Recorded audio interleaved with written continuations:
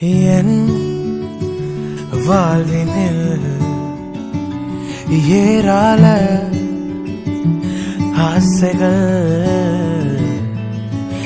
நெஞ்சம் சொல்லுதே நிறைவேறும் காத்திரு அப்பா